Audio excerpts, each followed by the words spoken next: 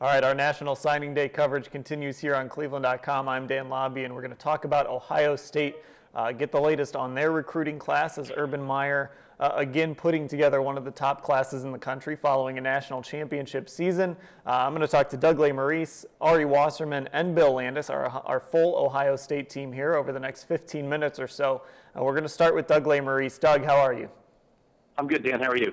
I'm doing well. Of course, we're going to talk about Torrance Gibson mostly with you, but Mike Weber did pick Ohio State. It was between the Buckeyes and Michigan, kind of that first big recruiting battle between Urban Meyer and Jim Harbaugh. How much of a push did Michigan make late, and how realistic was it that he could have gone there? Well, it certainly sounds like Jim Harbaugh made it a priority. It's hard when you come in as a coach like that. Urban Meyer faced the same thing 3 years ago. You come in late, you're trying to save a class, you're throwing out offers, but Mike Weber's from a Detroit powerhouse, Cass Tech, that has traditionally sent kids to Michigan and Michigan State. Ohio State has gotten in there. They got Damon Webb, a cornerback, out of that school last year. They got two kids now out of that school this year with Mike Weber and Joshua Labbe, a defensive lineman. So it's huge. I don't know that they would have been able to pull Mike Weber out of there except for the two things. One is they already had made some inroads there with Damon Webb and established a presence. And number two is Michigan was screwed up. You know, if Jim Harbaugh had been recruiting Mike Weber for a whole year as the coach, I think it's very likely Mike Weber would have gone to Michigan. But he was in a situation where Michigan was in flux, and in the end, Urban Meyer got in there, and Jim Harbaugh could not make up the ground that he had lost while Brady Hoke was at Michigan. All right, Doug, let's go ahead and talk about Torrance Gibson, because this is a guy who committed to Ohio State, and then as that quarterback situation got a little bit murkier, he took visits to LSU, Auburn, the U. This is a guy that maybe wavered a little bit on his Buckeyes commitment, but was he essentially Urban Meyer's to lose all the way? You know, I have to give Torrance Gibson credit because he got the best of both worlds. He committed early to Ohio State and got that early love, and he still managed to create drama on National Signing Day and sort of somehow be committed to Ohio State, yet go down to the wire with those visits, as you said, that he made. You know, it's a big deal for Ohio State. I don't know where he's going to end up here, but a lot of this stuff to me, it's about the player, obviously, but there's a lot of symbolism in recruiting to me in terms of what it means of a school's ability to go and get kids from a certain area, get a certain type of kid from a certain area, and what that means for down the line. To get a huge top 100 player like Torrance Gibson from South Florida, from the Fort Lauderdale area, when everybody in Florida and everybody in the SEC wanted him, you know, it's great to get Torrance Gibson. He's a tremendous athlete. But it's a great sign for Ohio State to, again, be able to go and get a kid like that out of a place like that. And then, by the way, he's also a good player. Yeah, and I mean, on top of that, they still get him, even though he doesn't really know what his situation's going to be over the next few years with that quarterback situation, he's still committed to go to Columbus. He wants to be a quarterback. You know, Ari has talked to Torrance Gibson a million times over the course of his recruiting. He seems like a really interesting kid. You know, I think he did a good job handling his recruiting process, but it certainly seems like he wants to be a quarterback. And the fact that the style of quarterback he is fits Urban Meyer's offense, you know, and the fact that Ohio State had been telling him he will be a quarterback was a big part, I think, of Ohio State being able to pull him here. Now, does he end up a quarterback? I don't know. J.T. Barrett has a long career ahead of him, I think, being the quarterback at Ohio State.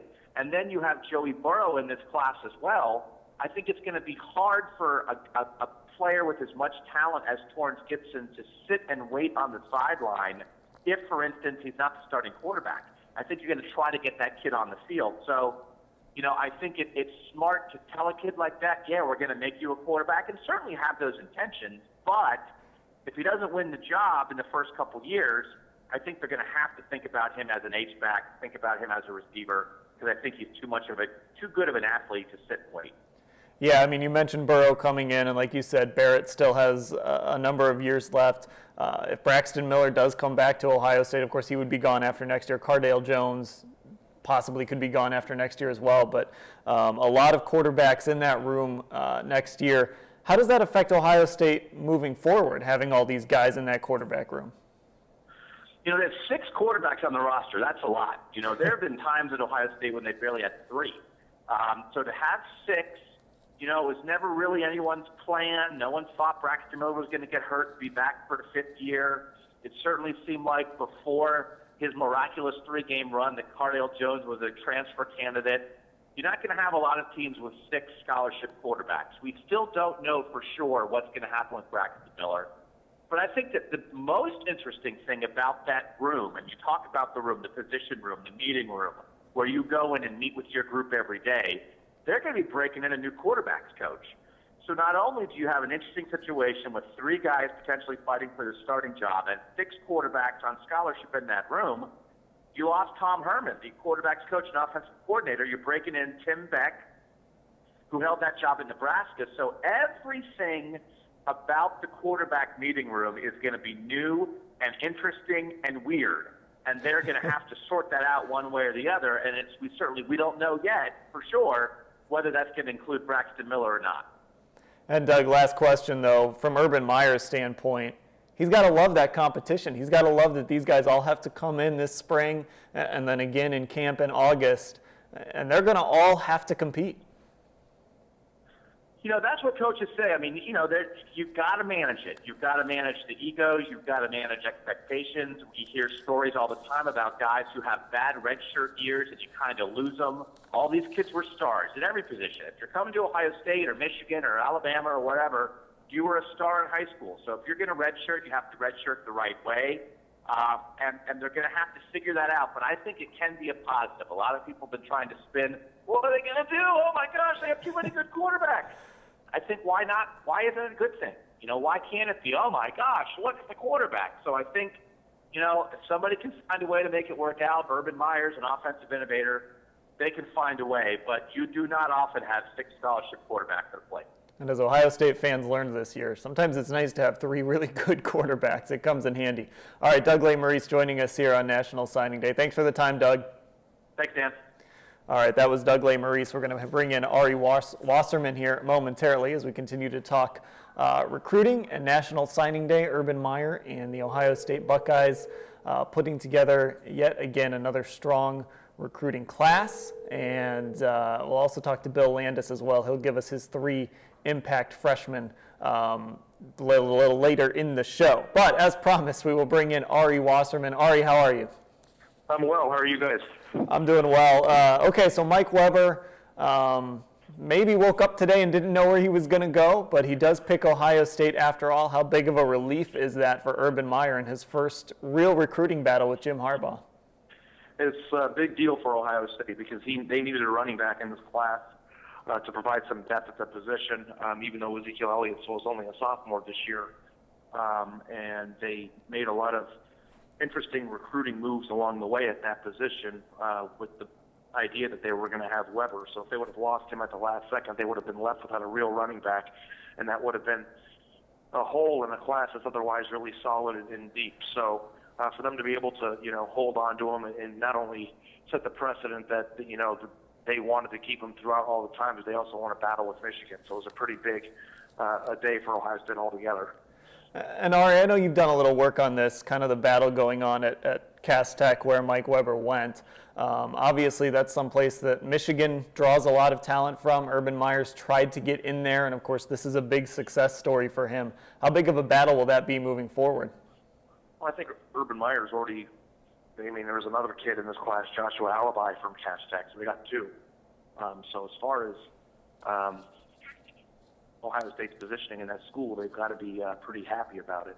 The one thing I will say is that Jim Harbaugh, Coach Thomas Wiltshire went to Michigan, and it could be a little bit more difficult now to continue the success. But Ohio State has already proven trust, already has a track record with Damon Webb last year, and has a presence in those hallways that will resonate to future recruits. So I think the hardest part was building that presence, and I think they have it.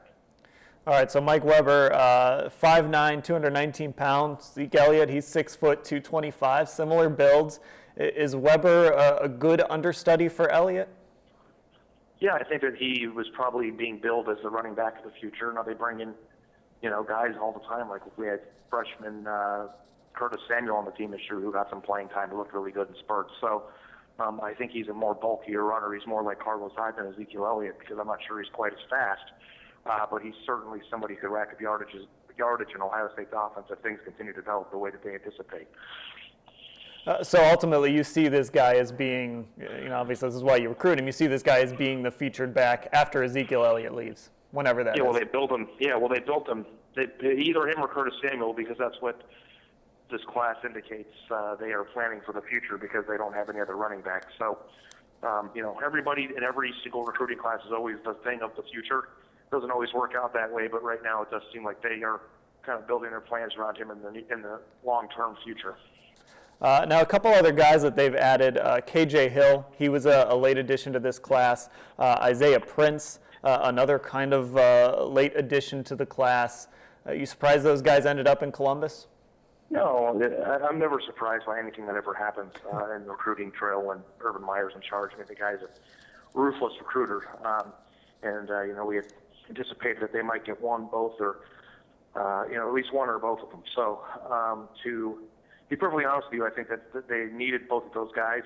Maybe not so much Prince because they signed 5 offensive linemen last year's class and already had 5, signed this year. So he was number 6 in the 11th in 2 years. So it's more a wealth of depth with him. But KJ Hill's an interesting prospect because Ohio State only had one wide receiver committed in 2015, and that was Alex Stump from the Cleveland area. So gives Ohio State another option at that position. I think he filled the need, and it was a big get. I was talking to Doug earlier about Torrance Gibson and kind of how he fits in that quarterback room. Do you think Torrance Gibson ultimately will remain at quarterback for Ohio State? And if so, how does he kind of fit in this whole mix of quarterbacks? Well, it's impossible to tell where he's going to end up because it's a matter of how he develops. But the reason why he's coming to Ohio State is because they promised him the first crack at that position, and that was very important to him. So, long term, they've got 3 guys, and I can't even tell you what's going to happen to the position in an hour, let alone what's going to happen long term. But I think the one thing that is important to consider is I think that the other quarterback they got in this class, Joey Burrow, 3-star kid from Athens, Ohio State really likes a lot. So I think the most attractive thing about Gibson is that he's a versatile athlete, and if push came to shove, maybe he'd be successful at another position. But at the same time, I think that they're going to give that freak athlete a chance to play quarterback, and if he develops the right way, maybe in 2 or 3 years when Ohio State actually has an opening at the position, he can make a difference. All right, Ari Wasserman joining us here on our Buckeyes recruiting update. Ari, thanks for the time. Hey, no problem. Thank you. All right, so that was Ari Wasserman. Doug Lesmerises was on earlier. Of course, if you miss any of the show, we'll have a live archive up at cleveland.com/OSU. We're going to bring in Bill Landis, the 3rd member of our Ohio State team. Momentarily, it's Urban Meyer, Urban Meyer and Ohio State putting together another strong recruiting class. They don't have a ton of holes to fill next year. A lot of guys coming back, including all 3 quarterbacks, at least at this point. But they're going to need to fill some of these holes down the road, and you can never have too many athletes. You can never have too many good players, and that's really been the philosophy that Urban Meyer has taken so far in his recruiting tactics. Let's go ahead and bring in now, as promised, Bill Landis, the 3rd member of our Ohio State team. Bill, how are you? Doing well, Dan. How are you? I'm doing all right. Let's get right to it. This Ohio State class, as it's shaped up, tell me which freshmen you see who you think can have the biggest impact next year.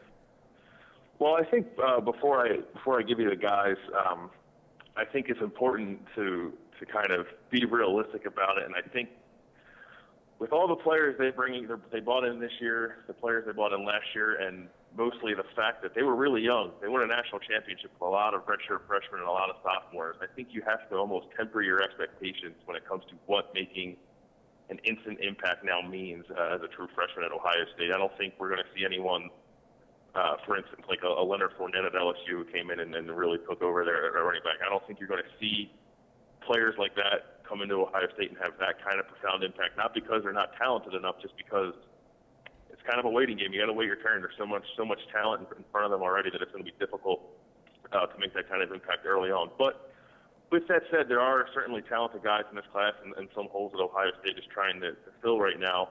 So the three guys that we had in a post that went up earlier today who can be instant impact freshmen, we'll start with Ari's pick, who was Tyrone Baker out of Cleveland, Benedictine, running back, linebacker, who really, I think, from watching him in high school, I think can play either position really at any school. He'll probably stick at linebacker at Ohio State, but when I look at him, I see a guy kind of in the mold of Dante Booker, who had a pretty big impact on special teams as a true freshman last year, so I think Tyrone Baker can have an impact there and try to get into the mix at linebacker, which is going to be really tough with the guys they already have there, but I think Baker is talented enough that Urban Meyer's going to want him on the field. Another guy that Doug picked is A.J. Alexander, a receiver out of Virginia, who's a 6'4", 220, a big body that Ohio State certainly can use at the receiver position, but I think his impact maybe, it's possible, could be at tight end, where Ohio State actually is a little thin. It's one of the few positions that Ohio State is a little thin coming into the season after Jeff Hireman leaves. Now they have Nick Vanette, who played really well last year and is the number one guy at that position, and then Marcus Ball, who by everyone's account is immensely talented but hasn't really shown the ability to do the things he needs to do off the field to stay on the field where Ohio State needs him. So if there's any kind of problem there with Ball and Ohio State is scrambling for a number two option at tight end, a guy like A.J. Alexander who needs to put on some size, he's 220 pounds, but looks like he has the frame to put on some weight. If he can do that in a pretty short period of time when he gets there in the summer, I think he's a guy who could contribute at tight end. And if not a tight end, as maybe a bigger H-back or certainly a pass catcher or wide receiver is a big target. And then my guy for instant impact was Jayshon Cornell, defensive end out of Minnesota. And the reason I think that he probably has the best chance of making an impact early among the three guys that we picked is because he's already enrolled.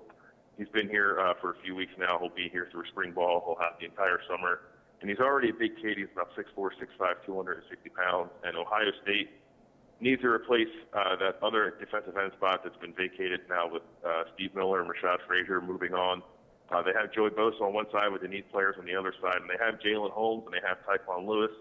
But Urban Meyer really wants a rotation there. If you look at the Sugar Bowl in Alabama, one of the reasons Alabama is so good is because they get so many guys rotating at defensive end. So if you can get Bosa, Holmes, Lewis, and now add Jayshon Cornell into that mix, I think he has a chance to get in that mix and be an impact player. Not necessarily a starter, but kind of spot duty for the guys to start kind of in the same way Raekwon McMillan did at middle linebacker this year. Bill, when you first started, you kind of hit the nail right on the head. This was a young team. Urban Meyer didn't necessarily expect to win a national title this year, and they're bringing back so many players from that national championship team. How does it benefit the Buckeyes that, a lot of these freshmen, guys like Mike Weber, a guy like Torrance Gibson, Isaiah Prince, KJ Hill, all these guys, they don't have to rush them in. They can just kind of slowly bring them along. Yeah, I think it's a big benefit. It's amazing to me that they can still get that kind of talent without really being able to promise anything resembling early playing time. I know that's important to a lot of guys, especially the high caliber guys. But it is a big deal for Ohio State to bring in these guys, and they're basically they're stockpiling assets right now. They have immense talent across the board at every position. They have young guys who are going to be able to develop under a pretty good coaching staff and learn from guys in front of them who are obviously very good and guys who have now championship experience.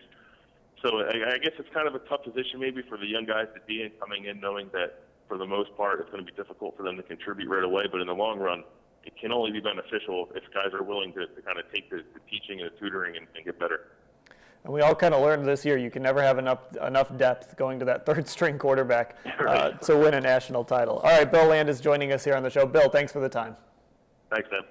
All right, so that was Bill Landis. Doug Lesmerises joined us earlier. Ari Wasserman as well. If you missed any of it, catch an archive shortly at cleveland.com/OSU. We'll have videos throughout the day. We'll be back with OSU updates at, I believe, 3 o'clock and then 5 o'clock. And that will be our live National Signing Day coverage. We also have a live blog going all day, so follow along with Jamie Turner with all of that. I'm Dan Labbe. Thanks for watching.